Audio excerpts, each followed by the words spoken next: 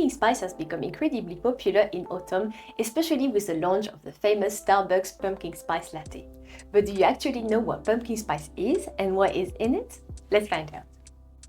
Pumpkin spice actually refers to the blend of spices that is put into the pumpkin pie recipe, which is deeply ingrained in the US culture, especially around autumn and Thanksgiving.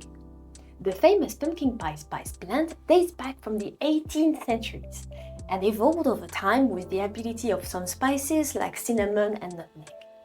Around 1930, spice manufacturing companies like Thomson & Taylor and McCormick came up with a pumpkin pie spice, a pre-blended mix that meant that bakers could buy one spice instead of several.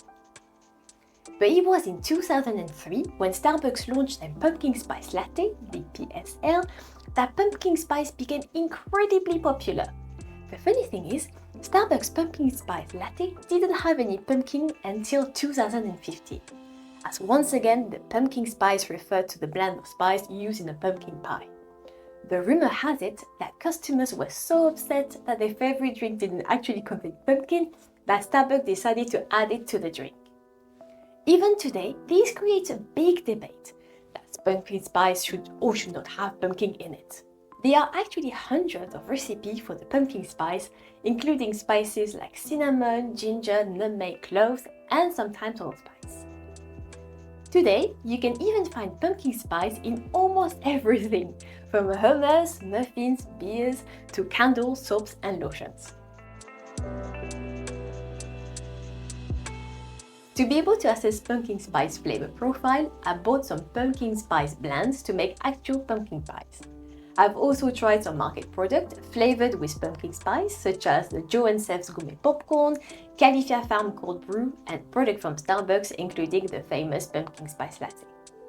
To be honest, I thought it would be very similar to a speculoos or a chai spice blend, but I actually never had a blend of spices with so much nutmeg. Most of the products I've tried have a strong focus on cinnamon, nutmeg, and ginger, with a touch of cloves in the background. Most of them were quite subtle and warm, with some slight woody notes, but nothing overpowering or harsh.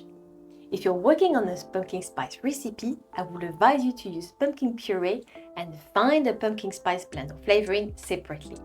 The pumpkin is just there to bring sweetness, color, texture, and bring little to the flavors, except some vegetable notes. Most of the pumpkin spice flavoring will not contain pumpkin anyway.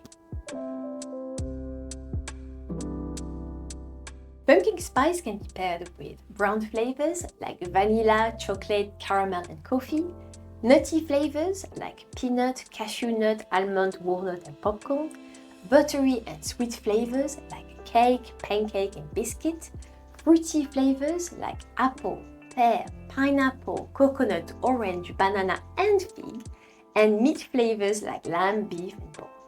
Thank you so much for watching. Let me know if you have any questions, and if you enjoyed this video and want to learn more about food business, product development, and flavors, don't forget to subscribe to our channel. And I will see you in the next video. Bye!